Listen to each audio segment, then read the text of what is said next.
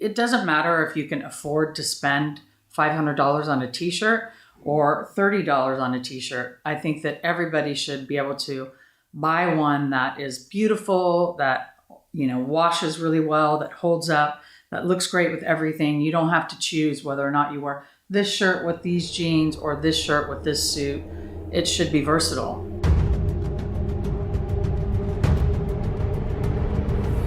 And so here we had this dilemma, this fact. I've been almost a decade researching this subject. Every aspect of your metabolic health improves. From the Hint offices in San Francisco, I'm Kara Goldin, founder and CEO of Hint. Welcome to Unstoppable, a podcast which shares successful founder and entrepreneur stories, like Jessica Heron, founder of Stella & Dot, tech maven Randy Zuckerberg, and Lisa Sugar, the creator of the multi-million-dollar media company Pop Sugar. We dive deep into the entrepreneurial mindset, what it takes to create a scalable business, how to make an impact, the intricacies of funding, and much, much more. Plus, we ask the million-dollar question, what does it really take to be unstoppable? Let's find out. Hi, everybody. It's Kara Goldin, and we're here this morning with Holly Peterson from Fite Style. Thanks for coming in today, Holly. Really excited to have you. Pleasure to be here. So on Unstoppable, we really talk about people who have built businesses that are, sometimes going against the grain, sometimes doing things that are the impossible. And we are really excited to have Holly here to sort of tell her story of how she got started and where she is today. So welcome, Holly. Thank you. So let's start first by telling a little bit about yourself, where you came from. Yep, with pleasure. So I am a California native and born and raised, happy to be a Northern California native specifically, but I've lived in both Southern California and Northern California. I've worked for several Fortune 500 companies, including Pepsi-Cola and Avion Natural Spring Water. Well, before Hint was around, I was selling water. Interesting. Yeah, so I know a lot about that industry, and it's super interesting. And then I decided that I wanted to really have my paycheck reflect my work ethic. And I decided to leave the industry and go into real estate. And I sold real estate here in San Francisco for just under a decade. Wow. And I loved it. So maybe that's how you know my name. Yeah. I was thinking maybe that was it. I like to keep my clients guessing. So I was Holly McDonald, and then I was back to Holly Jacobson, and then I was Holly Peterson. So anyway, that's a whole nother story. But I sold real estate here for a long time, loved it, met my husband, and we just celebrated our 13-year anniversary last month. Congrats, that's awesome. And then we are also celebrating our twins turning 12 this month. So super great. Had twins at 40. And when they were about 2, Carl asked me if I was willing to live in London. And would I move to London, and would I commit to 7 years there? Which is quite a long time, because I thought I would never move, never remarry, never have children, and never. But I said, yeah, let's do it. I remarried. I had twins at 40. Let's move to London. Why not? So we lived in London for 7 years. And during that time, the idea of Fite came about. And I was traveling a lot and, being a mommy, as your kids start to get older, you start to dress differently. You're a professional, and then you're a mommy, and then you want to be a professional again, or you want to be more put together. And I was looking for a t-shirt to wear with everything, something I could really care for at home, that was easy to wear but still look stylish and chic. And I couldn't find one. So I decided, this is really odd. Should I make one? Maybe I should make one. Super great. So now I'm here. So 7 years ago? 7 years. Okay. Long time. And so talk more about, what really did you see in the market at that point? Well, for me, I found t-shirts that were a little bit too sloppy, the fabric wasn't nice, the weight wasn't, there, the feel wasn't great. I really wanted something that wasn't sloppy, that wasn't too, I could either, wear it with jeans, or I would pay $500 for it. Mm-hmm. So I didn't want to, it doesn't matter if you can afford to spend $500 on a t-shirt or $30 on a t-shirt. I think that everybody should be able to buy one that is beautiful, that, washes really well, that holds up, that looks great with everything. You don't have to choose whether or not you wear this shirt with these jeans or this shirt with this suit. It should be versatile because, we're traveling, we're moving around. I want to be efficient. I'm super efficient, by the way, in everything that I do. I love being efficient, and I love that in my wardrobe. I want it to be easy. I want it to be seamless. I want it to be chic. I want it to be, fluid. That's awesome. So you knew nothing about, you said Nothing. You'd been in real estate, you had been in beverage, and Nothing. I always talk about the brands that I see, especially today, as being the most successful or really have the most legs, for growing, are the ones that really solved a problem for the founder, right? Yes, like they were looking for 100%. it, whether Yes. it's, your company or Spanx or Hint or Yes. I'm a huge believer in that. So what were kind of the first steps? It's like you decided to make a shirt. How did you even know? It's the first thing I did was I started to talk to my friends and family because I was thinking, if I can't find the t-shirt, am I the only one? Right. Do you need a t-shirt? Do you need what t-shirts are you wearing? What do they look like? What's the style? How do you feel in your t-shirt? How do you use it? What's the need? I thought, I can't be the only one, right? And everybody was like, yep, we've been searching for that perfect t-shirt forever. Can't find it. Too sloppy, bad fabric, too expensive. We want something that meets us in the middle, that can be flexible. And I thought, okay, this is something. Everybody needs this t-shirt. Let's figure it out. But at the time, I was also moving halfway around the world. And you had young kids. I've got 9-year-olds. Yeah. I'm moving back to San Francisco, trying to find a school, all the fun stuff is really super relaxing. Yeah. And I knew that I wanted to keep the jobs here and I wanted it all to be close. So the first t-shirt I made was in Vietnam. I made a prototype.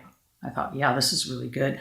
I knew the shape. I wanted it to be feminine, but not too tight. I wanted it to drape beautifully. I wanted it to, not be too masculine, too boxy. Just doesn't look good on the female. My kind of shirt, figure. for sure. Right. So, and we brought you one. We're hoping that you're going to put it on today while we talk. And we can go through that and I have a few things to share with you. But, finding the right partners here has been a really big goal for me because I wanted it to be close by so I could look at the manufacturing, so I could make sure that the fabric was done properly, that it was weaved here, that it was cut here, that it was made here, it was packaged here. I wanted everything to be in California next to me. And as you well know, that's extremely difficult. Challenging. Yeah. Can I see the shirt? Yeah. So we fun. brought you what I have on today. And I love the packaging too. Thank you. So the packaging is on purpose. Really for great. you to travel with it. Amazing. I will let you unfold. Oh my God, it feels amazing. Super great. Yeah, we should talk to you about potentially doing Hint shirts with these. Yeah. This is my baby. Is this the shirt you have on? Yes. Yeah. This is which the I cashmere love. blend. Wow. So we weave the cashmere into the micromodal in Southern California, and it's to a specific weave for Fite. I couldn't find the fabric I wanted. I knew what I wanted to feel like. I knew how I wanted it to look on the body, but I couldn't find the fabric. So we weave our own bespoke fabric. That's so great. Wow, it feels super, super great. So it's it's cashmere. It's a cashmere and micromodal blend. And the important thing about it is I wanted to be able to care for it at home. Yeah. Because I don't want to dry clean my t-shirt. I want to be able to travel with it. I want to wash it in the sink if I have to, shake it, hang it to dry, and still have it look exactly like it looks now. I have washed this one at least 25 times.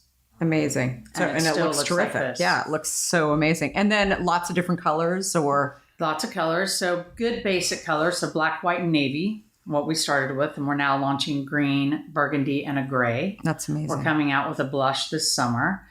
We also have a linen line for the summer holidays because we all like to. And it's funny you say that. So I made this for myself, and then I made the linen line in black specifically because I wanted to wear black linen in the summer because I think it looks really chic at night, during the day, all the time. So I made black linen.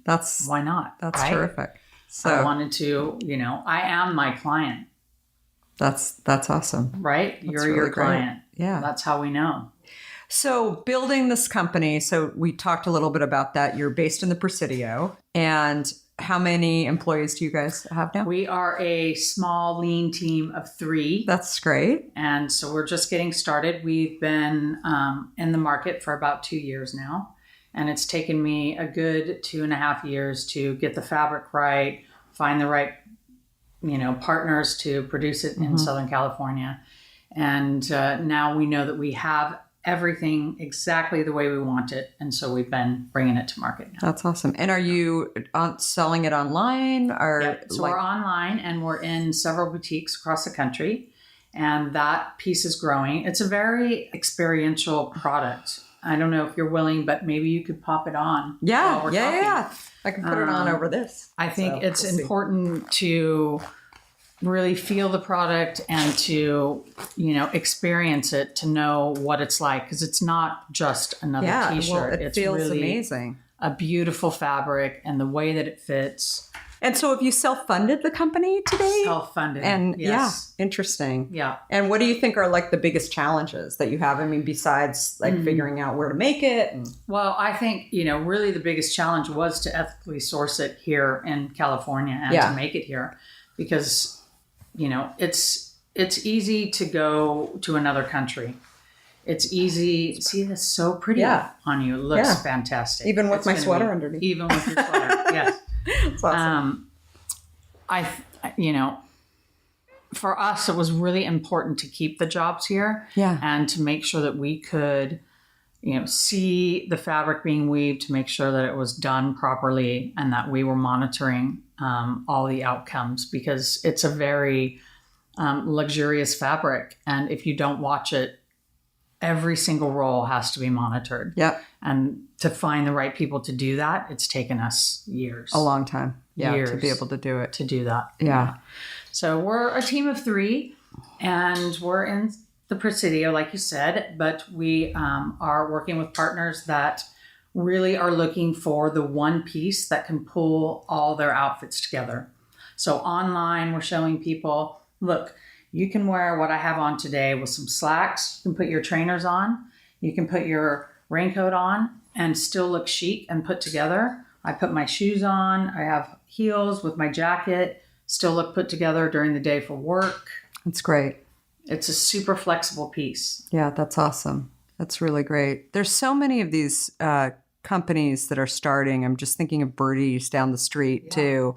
And that one thing that we were talking about this dinner I was at last night, but it was interesting because the sort of theme was how people are really going back to figuring out what do they actually need from a shopping perspective. And kind of this mass thing it's been ending, I think, for a while. I mean, I've certainly like more boutique sort of shopping versus like the, large mass department stores, unless I need to, buy kind of commodity stuff like out at a Target or whatever. But the sort of clothing stores that are kind of selling mass today, I think that, they're closing, right? For the most part, all over the place. And so I think that these smaller stores, small format kind of companies are really, solving a problem for people, whether it's, the Birdie's concept of doing, the slipper-like things that people can just wear around, or a product like yours too. I think it's... Well, you probably heard yesterday that Goldman Sachs announced they're having a more relaxed dress code. They actually put it in writing. Wow, that's amazing. I think, the progression and on trend today is fewer, finer things that can be, worn day and night with a suit or with jeans, but still look very put together. I think the message of Fite is we are a really pretty, beautiful fitted tee, but it is an elevated tee that you can wear under your suit or with your jeans. And it's interesting because I think history repeats itself. So you remember in the 70s where we went to the casual business wear, and now it's a relaxed environment, but you still need to look put together, and you still need to be ready for whatever that day has in store for you. So if you're at Goldman Sachs, you have on your slacks and a really beautiful, comfortable t-shirt, you should be able to pop on your trainers and a fun jacket and go to quiz night. Or you can pop on your boots and your jacket and you can have your pop-up client meeting. Yeah. So I think having a flexible wardrobe that is still chic and pretty is the trend, like the birdies and the Fite, and pairing everything together in a way that is, takes you to New York or takes you to the beach. Yeah. No, absolutely. Absolutely. So a couple more things that I want to talk to you about. So the Dress for Success program, can you talk a little bit about that? I mean, I think more and more companies are figuring out their philanthropy or their social good and really sharing that with their customers or potential customers. And I'd love to hear why you chose Dress for Success.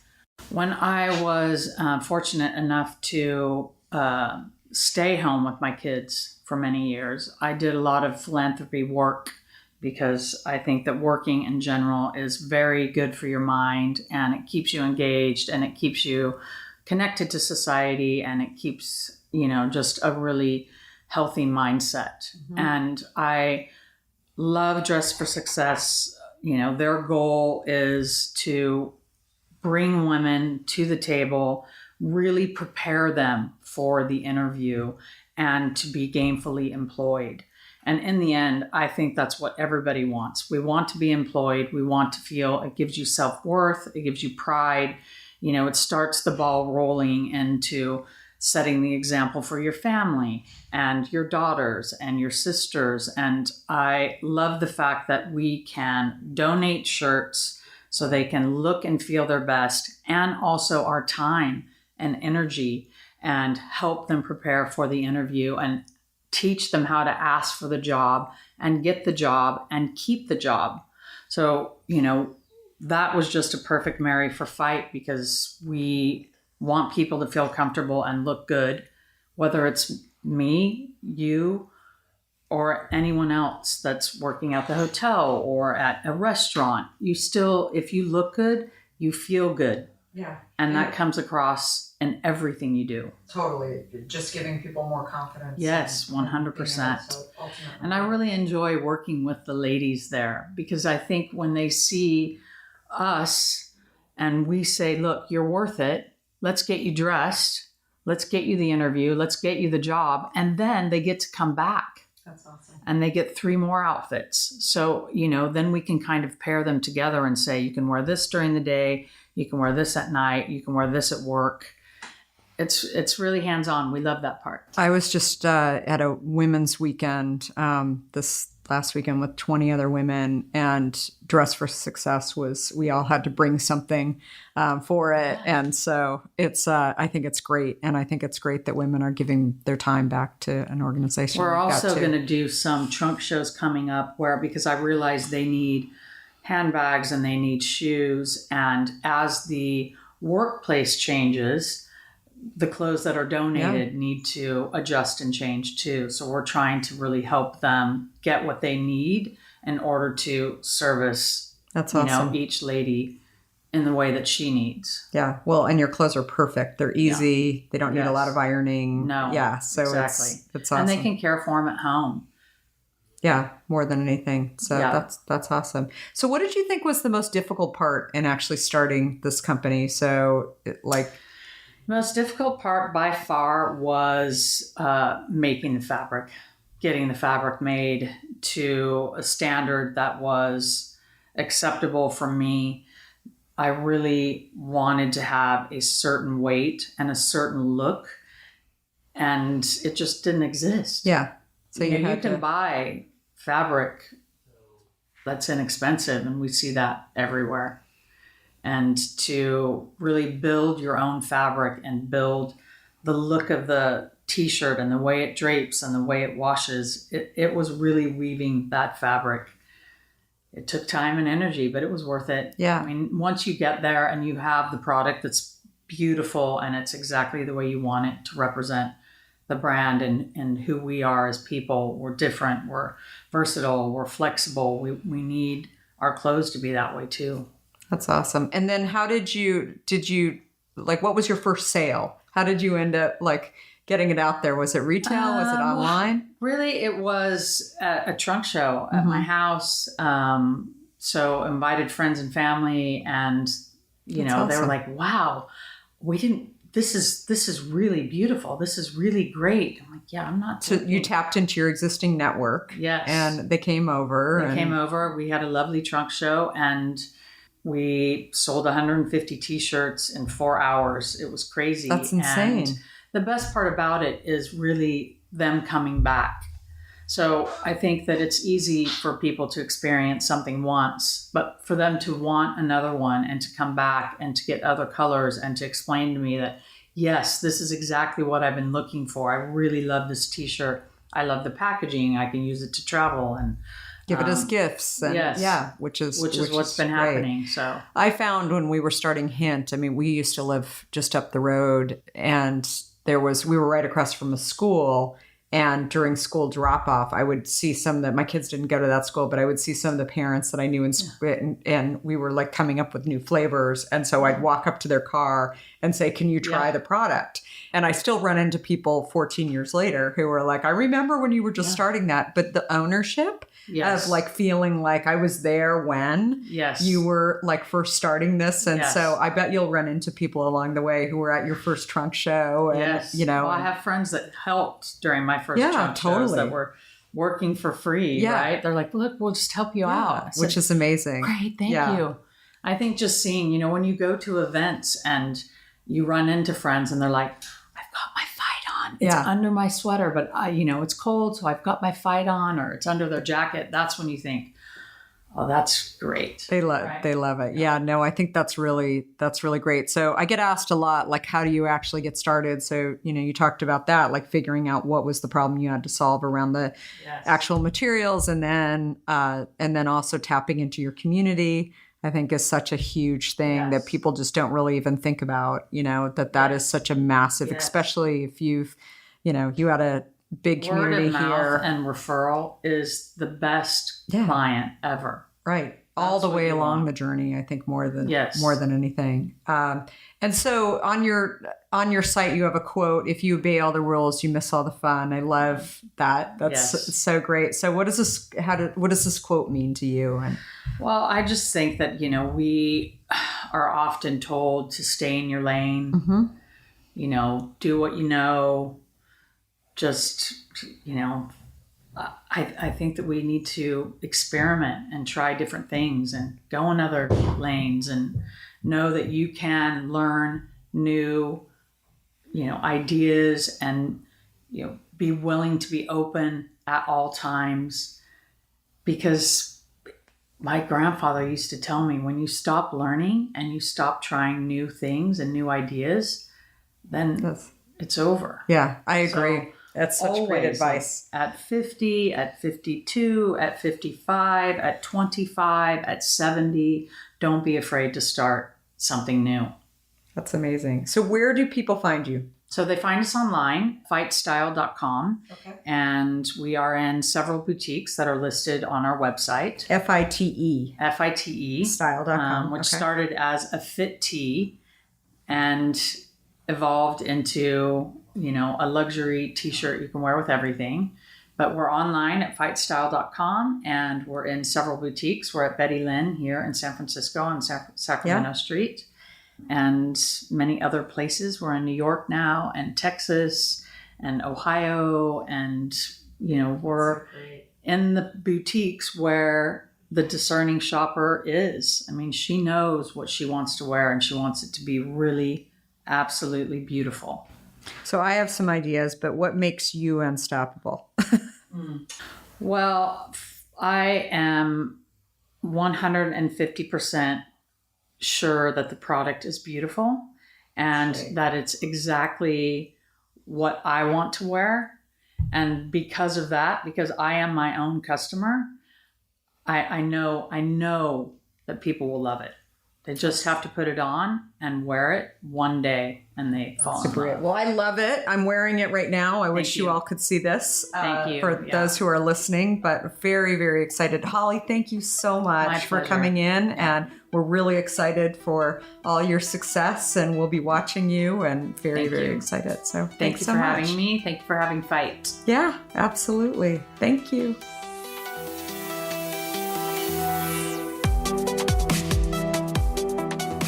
If you like what you heard, please help spread the word and leave us a review. You can also follow along with me on Facebook, Instagram, Twitter, and LinkedIn at Kara Goldin. Do you have a question for me or want to nominate an innovator to spotlight? Please talk to me at Kara Goldin on Twitter. Thanks so much for listening. Until next time, be unstoppable.